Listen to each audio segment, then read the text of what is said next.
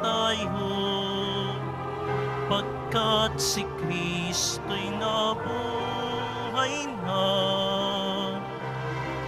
Purihin ng Diyos sa dakilang araw na ito, ating isigaw, Alleluia, Alleluia. Iwinagsi ang kasalanan,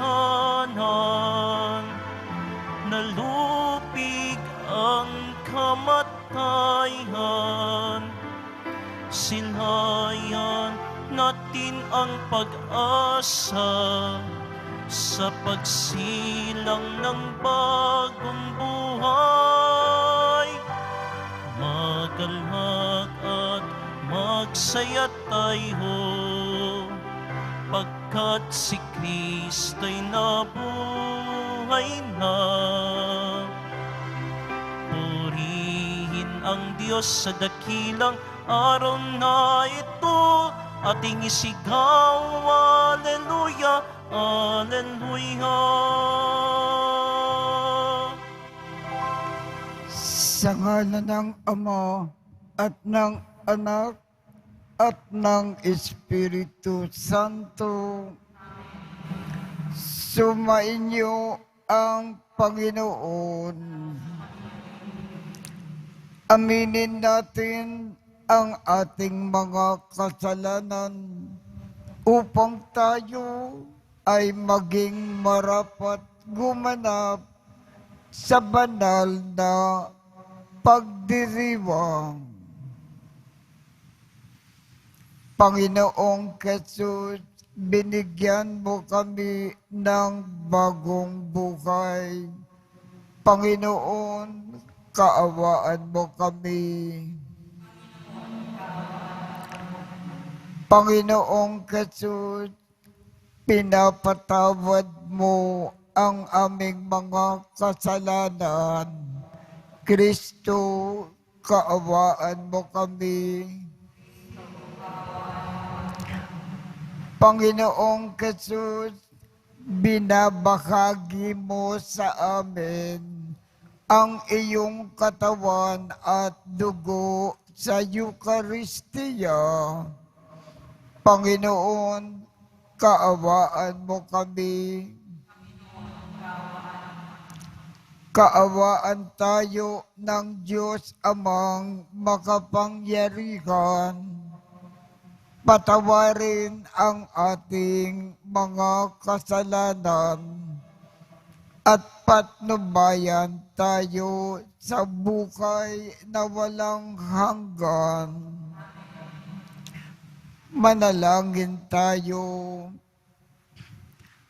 Ama naming makapangyarihan, ipagkaloob mong lagi naming maranasan ang pamumunga ng aming ginagampanan ngayong Pasko ng pagkabuhay na iyong ibinigay upang aming ipagdiwang sa pamamagitan ni Jesu Kristo kasama ng Espiritu Santo magpasawalang hanggan.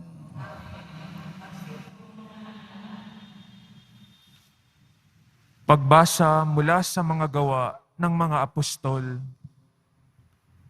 Mula sa Troas, tuloy-tuloy kaming naglayag patungong sa Motrasya at kinabukasay sa Neapolis. Mula rooy, nagtungo kami sa Filipos, isang kolonyang Romano, at pangunahing lungsod sa dakong iyon ng Macedonia. Nanatili kami roon ng ilang araw, at ng araw ng pamamahinga, lumabas kami sa lungsod at nagpunta sa tabing ilog sa isang pook na inakala naming dakong panalanginan ng mga Hudyo. Naupo kami at nakipag-usap sa mga babaeng nagkakatipon doon. Kabilang dito ang isang nagngangalang Lydia, taga Tiatira, at mangangalakal ng mga telang purpura. Siya'y may takot sa Diyos. Binuksan ng Diyos ang kanyang isip at siya'y naniwala at ipinangangaral ni Pablo. Nagpabinyag siya at ang mga kasambahay niya. Pagkatapos, sinabi niya, "Kung itinuturing po ninyo akong tapat na lingkod ng Panginoon, doon na kayo tumuloy sa amin. Mahigpit ang kanyang anyaya, kaya't hindi namin napahindian." Ang salita ng Diyos. Panginooy nagagalak sa hirang niyang mga anak. Ang Panginooy purihin, awitan ng bagong awit. Purihin sa pagtitipon ng tapat sa pananalig. Magalak ka, O Israel, dahilan sa manlilikha. Dahilan sa iyong hari, ikaw Siyon ay matuwa.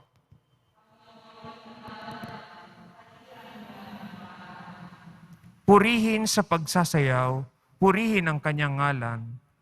Alpat tambol ay tugtugin at siya ay papurihan. Panginooy nagagalak sa kanyang mga hirang.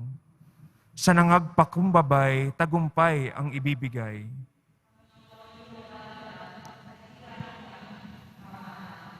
Sa tagumpay na natamo, magalak ang mga hirang. Sa kanilang pagpipista ay magsaya't mag-awitan. Sa pagpuri ng Panginoon ay bayaang magsigawan. Ang tatanggap ng tagumpay ay ang kanyang mga hirang.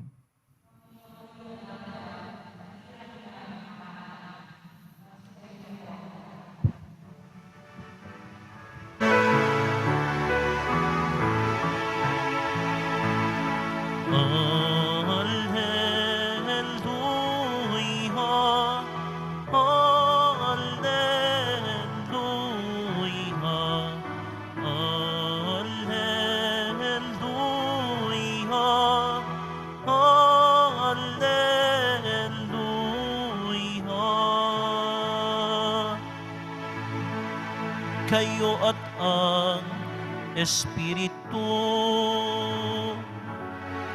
ang siyang magpapatuto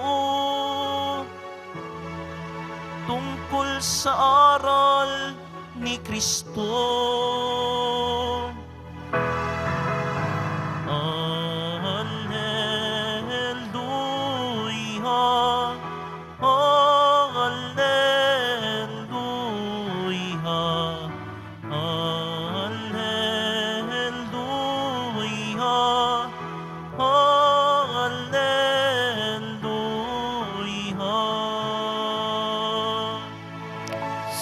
Sumainyo ang Panginoon.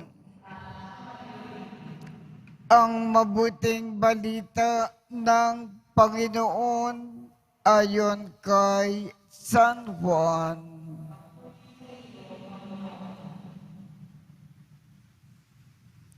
Noong panahong iyon, sinabi ni Jesus sa kanyang mga alagad,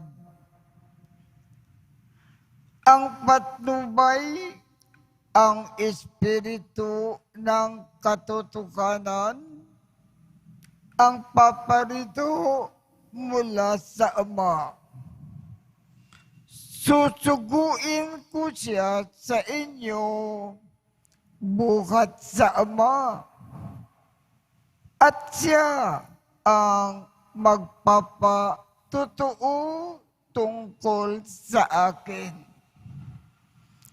At magpapatotoo rin kayo tungkol sa akin. Sapagkat sa pasimula pa ay kasama ko na kayo. Sinasabi ko ito sa inyo upang huwag kayong mawalan ng pananalig sa akin. Palalayasin nila kayo sa mga sinagoga. Darating ang panahon na ang sinumang pumatay sa inyo ay mag-aakalang naglilingkod siya sa Diyos. At gagawin nila ito sapagkat hindi nila ako nakikilala ni ang Ama. Ito ay sinasabi ko sa inyo upang pagdating ng oras na gawin nila, maalaala ninyo, ipinagpauna ko na ito sa inyo. Ang mabuting balita ng Panginoon.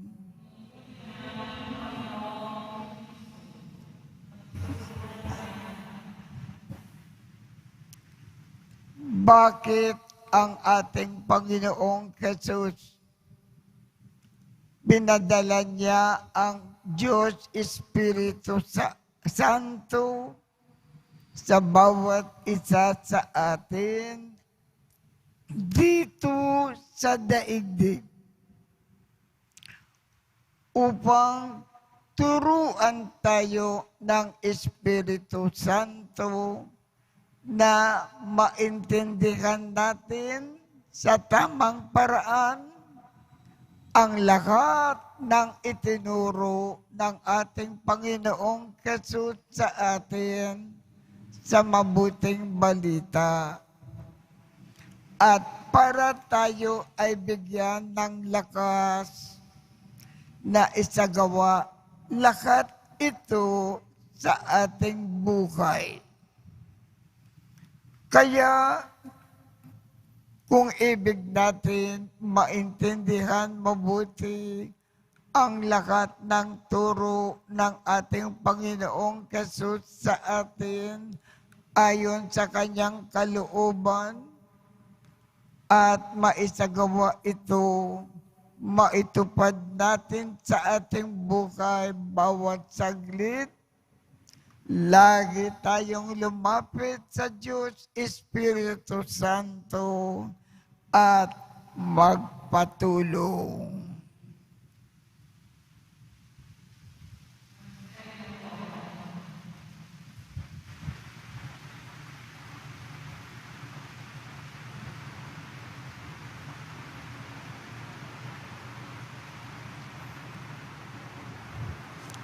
Marami ang nagpapatotoo sa kanilang pananampalataya sa pamamagitan ng kanilang buhay.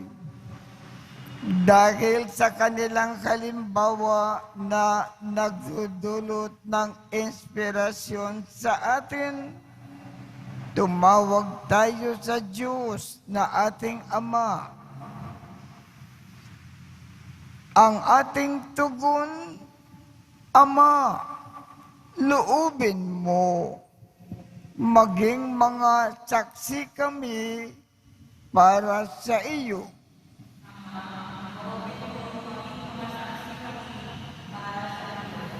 Ang mga pinuno ng simbahan, naway walang patid na magsikap sa paghatid ng mensahe ng Diyos, ng pagsisisi sa kasalanan sa mga taong may pusong tapat na naghahanap sa Diyos. Manalangin tayo.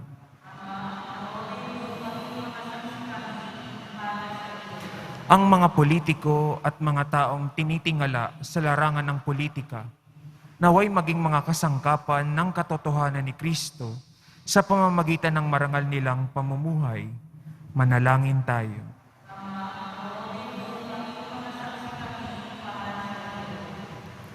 Ang mga pagsubok na dinaranas natin sa araw-araw, naway hindi magpahina ng ating loob at sa halip ay magpalago ng ating pananampalataya. Manalangin tayo.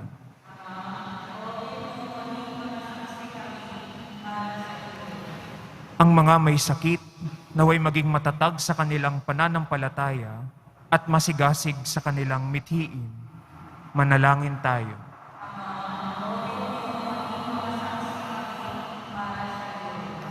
Ang mga yumao, naway makatagpo ng kapanatagan at kaligayahan sa karihan ng Diyos. Manalangin tayo.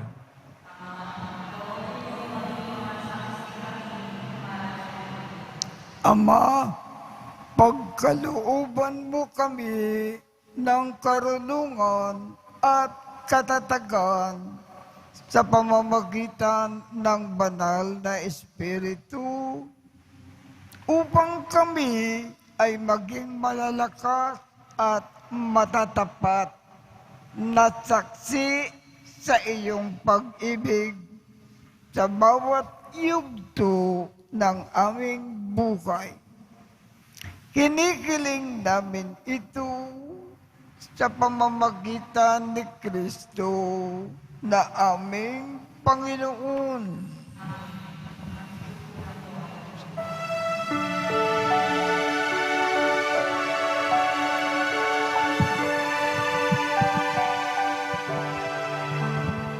Panginoon, narito ang alay sa iyo, nagmula sa iyong bayang masayang nagsalo.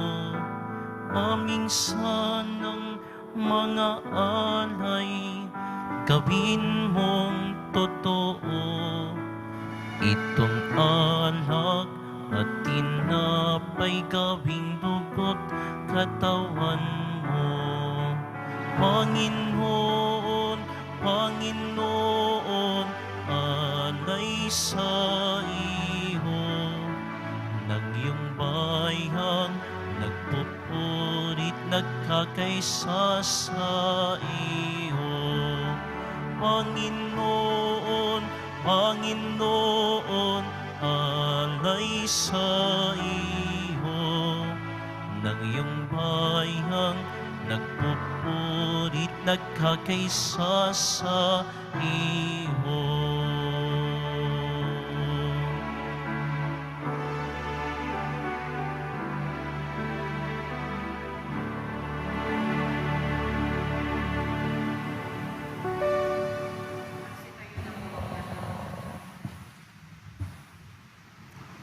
Manalangin kayo upang ang pag-aakin natin ay kalugdan ng Diyos Amang makapangyarihan.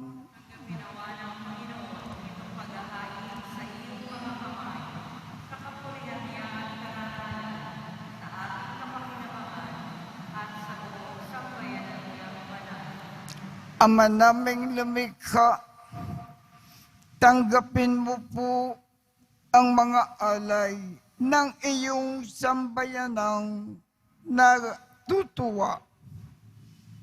Ang pagkabuhay ng iyong anak na niloob mo na aming ikatuwa ngayon ay papagbungagin mo ng galak at manatili sa amin habang panahon. Sa pamamagitan niya, kasama ng Espiritu Santo, magpasawalang hanggan. Sumainyo ang Panginoon. Itaas sa Diyos ang inyong puso at diwa. Pasalamatan natin ang Panginoong ating Diyos. Ama naming makapangyarihan, tunay ngang marapat na ikaw ay aming pasalamatan. Ngayong ipinagdiriwang ang pag-aakin ng Mesiyas, ang maamong tupa na tumubos sa aming lakat. Ang katawan ng anak mong sa krus na bayubay ay handog ng pag-ibig na walang kapantay. Ito ang pag-aaking ganap mong kinalugdan. Ito ang nilunggati ng dating pag-aalay.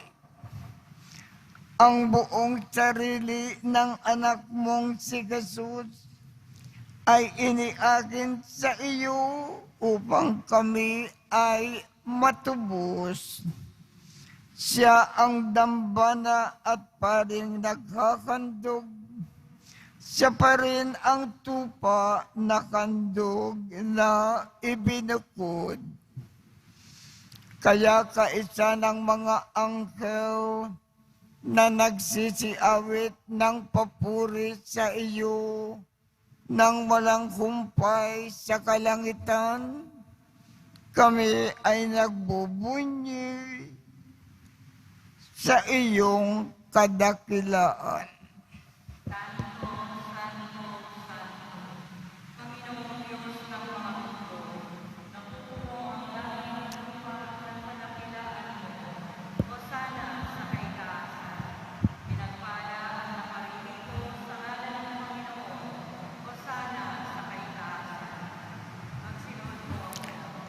Ama naming banal, ikaw ang bukal ng tanang kabanalan, kaya't sa pamamagitan ng iyong Espiritu, gawin mong banal ang mga kaloob na ito upang para sa amin ay maging katawan at dugo ng aming Panginoong Jesucristo.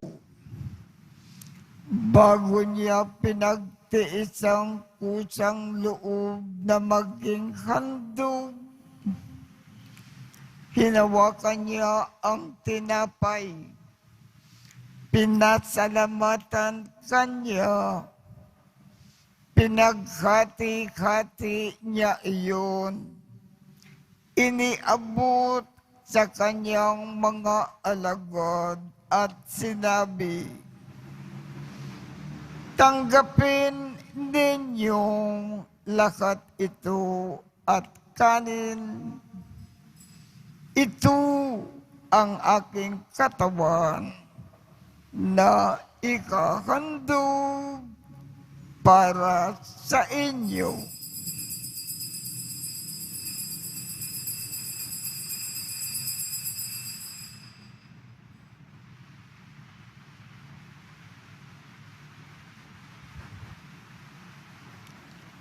Gayon din naman, noong matapos ang hapunan, hinawakan niya ang kalis. Muli kanyang pinasalamatan. Iniabot niya ang kalis sa kanyang mga alagad at sinabi, tanggapin ninyong lahat ito at inumin. Ito ang kalis ng aking dugo, ng bago at walang hanggang tipan, ang aking dugo na ibubukod para sa inyo at para sa lahat sa ikapagpapatawad ng mga kasalanan.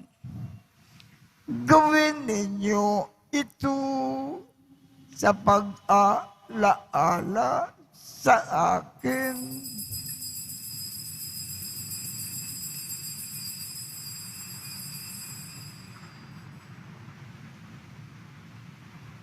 Magsitayo na po ang lahat.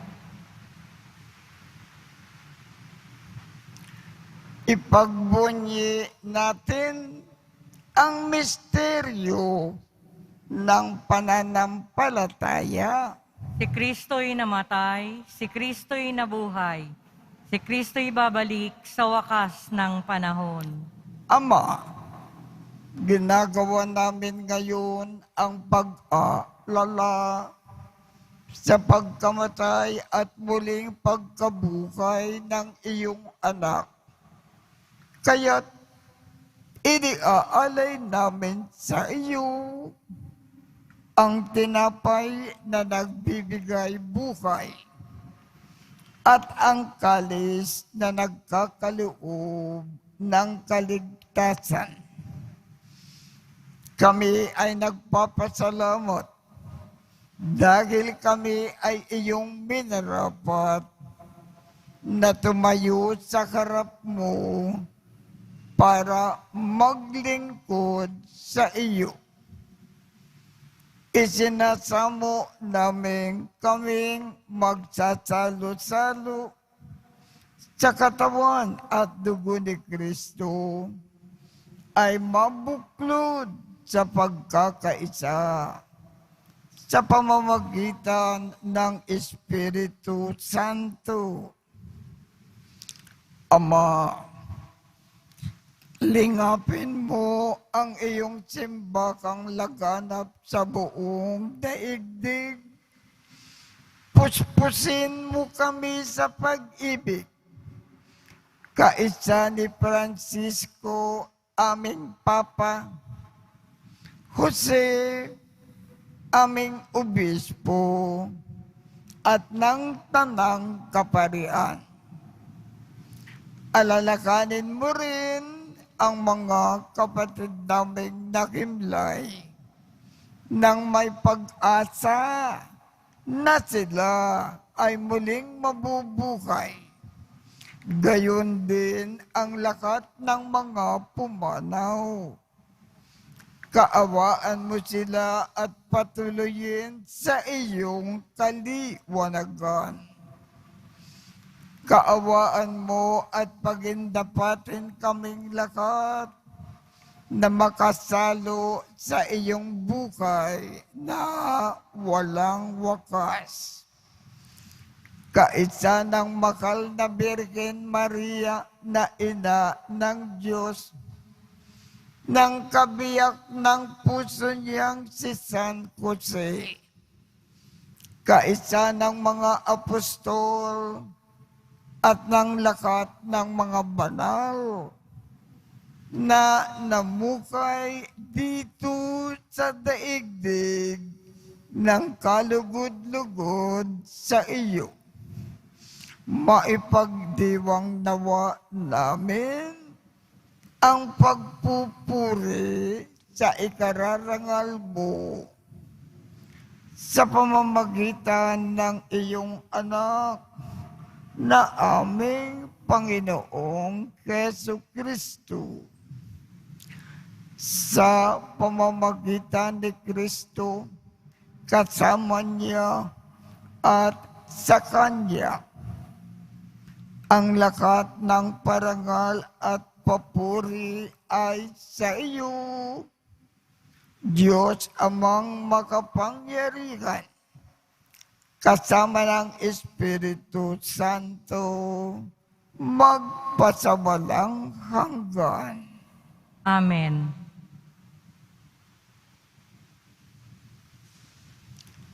Sa tagubilin ng mga nakagagaling na utos at turo ni Jesus na Panginoon natin at Diyos, ipakayag natin ng lakas loob.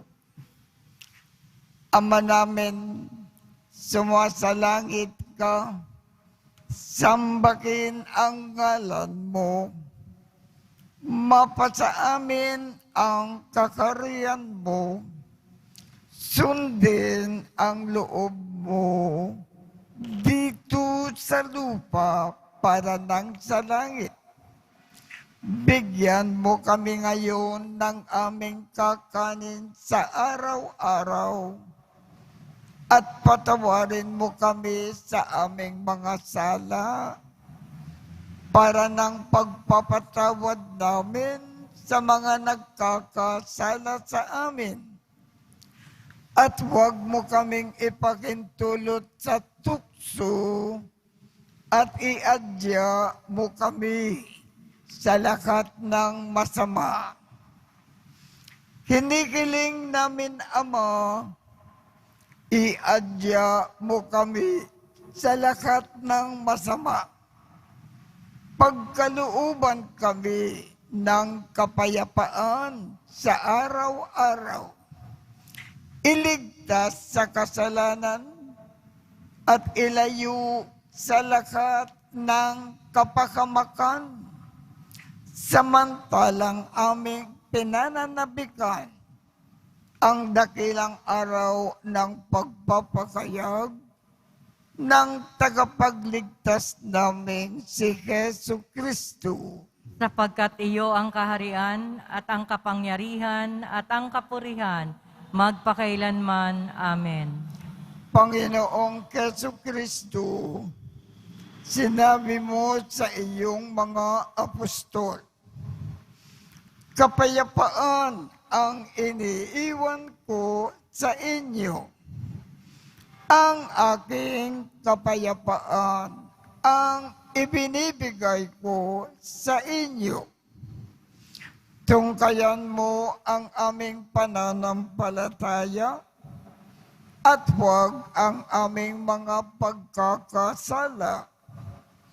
Pagkalooban mo kami ng kapayapaan at pagkakaisa ayon sa iyong kalooban, kasama ng Espiritu Santo, magpasawalang hanggan. Amen. Ang kapayapaan ng ating Panginoon ay laging sumainyo. At sumaiyo rin. Magbigayan tayo ng kapayapaan sa isa't isa.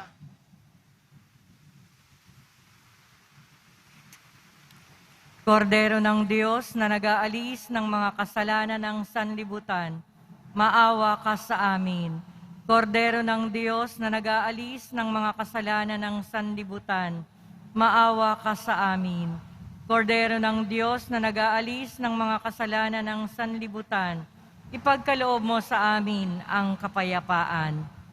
Magsiluhod po ang lahat. Ito ang kordero ng Diyos. Ito ang nag-aalis ng mga kasalanan ng sanlibutan. Mapalad ang mga inaanyayahan sa kanyang piging. Panginoon, hindi ako karapat-dapat na magpatuloy sa iyo, ngunit sa isang salita mo lamang ay gagaling na ako.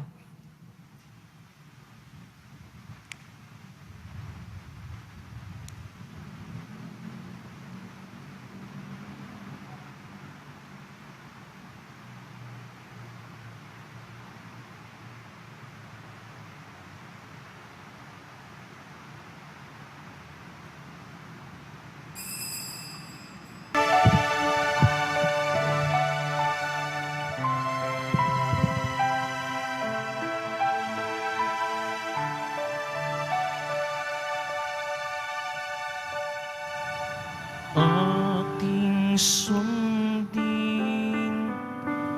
ating dinggin, ating ipagmalaki na si Jesus ay ating Diyos, ang tunay na kaligtasan.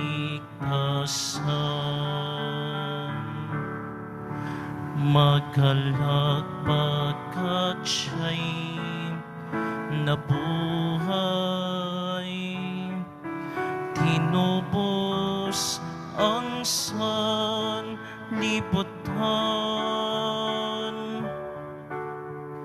Awitan natin ng Alleluia, ipamahagi ang kaligtasan. Nagdiriwang sa langit mga anghel na banal, at sa lupa'y manalangin at magpuri sa Ama, ipinangakong kaligtasan ay narito na sa pagkabuhay ni Jesus ay ating nadamha.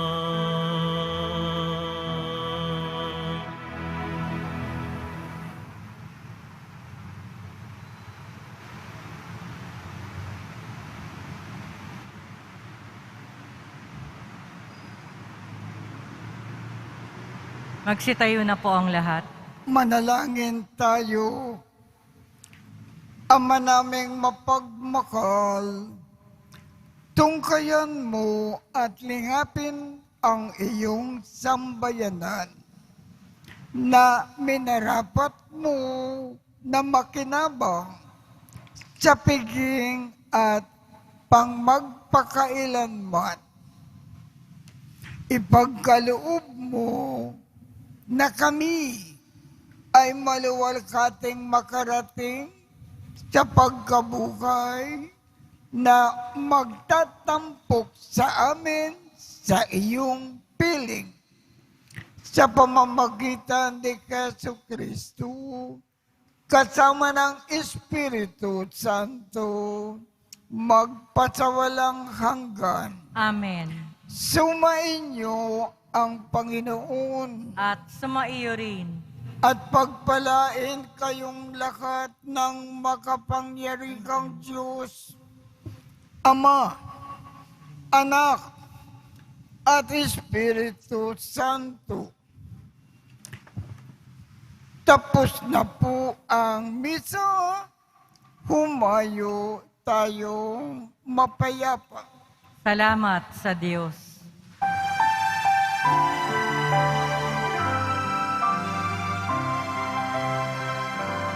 Nuestro Padre Jesus Nazareno, sinasamba ka namin,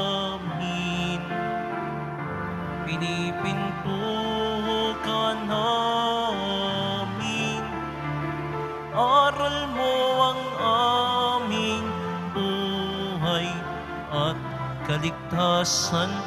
Nuestro Padre Jesus Nazareno, iligtas mo kami sa kasalanan. Ang krus mong kinamatayan ay sagisag ng aming kaligtasan.